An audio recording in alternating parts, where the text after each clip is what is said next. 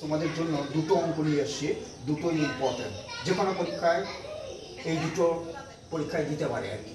তাহলে প্রথমটা কি আছে, question number 1 and question number 2। Question number 1, the number কত number 6000, 6000 is divisible by how many numbers, মানে টোটাল ডিভাইজার কতগুলো, এইটাকে কত কত দিয়ে ভাগ করা যায় সেই সংখ্যাটা চাচ্ছে। 20টা, 30টা না 40টা, কটা, কি কি সেটা চাচ্ছে না, কটা দিয়ে ভাগ করা যায়। যে এই ধরনের অঙ্ক, এটা অপশন দেওয়া আছে, এই ধরনের অঙ্ক এই 6000কে আমরা ফ্যাক্টর বা উৎপাদকে ভাঙাবো। খুব সহজ, এটা 6000 বা 7000 বা 8000 এরকমই থাকে সাধারণত। এই যে একটা শূন্য, এই যে 6000-এর একটা শূন্য মানে কি 2 গুণ 5 নয় কি, অবশ্যই 2 গুণ 5। আবার একটা শূন্য মানে কি, আবার 2 গুণ 5, আবার একটা শূন্য মানে আবার 2 গুণ 5, আর 6 মানে 3 দুগুণে 6। এই ধরনের অঙ্কগুলো এইভাবে করতে হয়। এবার দেখতে হয় কোনটা কত আছে। তাহলে এখানে 5 আছে কটা, একটা, দুটো, তিনটে। তাহলে 5 তিনটে আছে মানে 5-এর মাথায় হবে 3 টু দা পাওয়ার 3 ইন্টু, এবার 5-এর পর কত 3, 3 আছে কটা, একটা, 3, তাহলে 3-এর মাথায় একটা দেবো। আর এই 2 আছে কটা, একটা, দুটো, তিনটে, চারটে, 2 আছে চারটে, তার মানে হচ্ছে 2-এর পাওয়ার 4। এইবার উত্তরটা পেয়ে যাবো। কি পেয়ে যাব, এই যে পাওয়ারগুলো আছে মানে ঘাত বলে, পাওয়ার বলে বা টু দা পাওয়ার, এর মাথায় যেগুলো আছে এইগুলোর এক এক বেশি করে গুণ করবো, আর কিচ্ছু না। তাহলে 3 আর 1-এ 4 লিখলাম, এক বেশি করে লিখলাম। আর এখানে 3-এর মাথায় 1 আছে, তাহলে 2 দিয়ে গুণ করলাম, 1 আর 1-এ 2, এক বেশি করে। 4 আছে, তাহলে 4-এর এক বেশি কত, 5 গুণ করলাম। ভাই এইটাই হয়ে যাবে উত্তর, মানে পাওয়ারগুলোর গুণফল, কিন্তু এক এক বেশি করে নিয়ে, এই তো।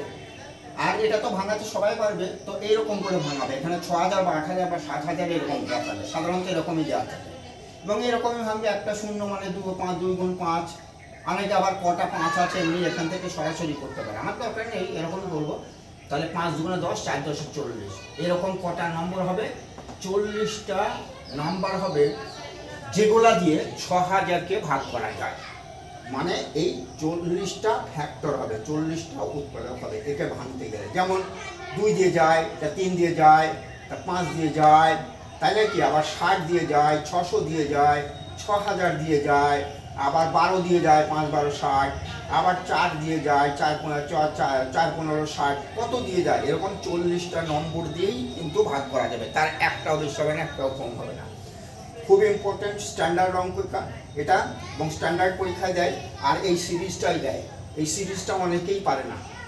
তো আমি একটা জিনিস বলি, এই ধরনের সিরিজ যদি থাকে, খুব বড় অনেকগুলো দেওয়া আছে এবং দেখা যাচ্ছে কন্টিনিউ আছে, তা কন্টিনিউ থাকলেও প্রথম দিকে যদি ডিফারেন্স না মেলে এক জায়গায় গিয়ে মিলবে, এই হচ্ছে কথা। তাহলে ডিফারেন্সটা প্রথমে বার করতে হয়। কী বার করতে হয়, ডিফারেন্স, মানে 5 6 8 যেমন আছে, দেখি ডিফারেন্স কত। এটা ডিফারেন্স 1, এটা ডিফারেন্স 2, এটা ডিফারেন্স 4, এটা ডিফারেন্স 8, 12 8 20, 20 আর 15 35, 35 আর 26 61, 61 আর 42 হবে 103। তারপরে কত হবে, তাই না? তো এটাতে কোনো নিয়ম পেলাম আমরা, কিছুই তো পেলাম না। 1 2 4 8, আবার 15 26, তেমন যেন না। তো আবার দেখবো, এটা ডিফারেন্স 1, এটা ডিফারেন্স 2, এটা ডিফারেন্স 4, এটা ডিফারেন্স 7, এটা ডিফারেন্স 11, এটা ডিফারেন্স 16, এটা ডিফারেন্স কত হবে, এগুলো কিন্তু পরের ব্যাপার। ওটাতেও বুঝতে পারলাম না, 1 2 4 7 কেমন জানলে এক জায়গায় হবেই। এবার ডিফারেন্স কি হবে, এবার 1, এর ডিফারেন্স 2, এর ডিফারেন্স 3, এর ডিফারেন্স 4, এর ডিফারেন্স 5। তাহলে এবার একটা নিয়ম পেলাম না, 1 2 3 4 5। এইবার যদি 5 যদি হয়, তাহলে এর পরের ডিফারেন্সটা কত হবে, অবশ্যই 5 হলেই 6 ডিফারেন্স হবে।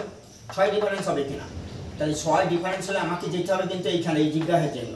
তাহলে 6 আর 16 22, 22 আর 42 64, 64 আর 103, এটা হয়ে যাবে 167। কি বোঝা গেল কিনা?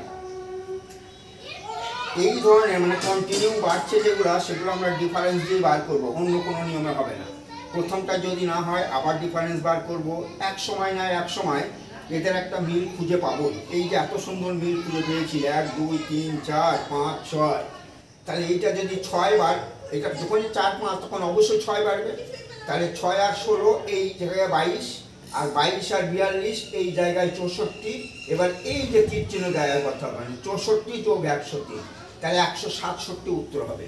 তাহলে এখানে আমার অপশন আছে 160, 165, 167, 170। তাহলে কোনটা হবে? 167।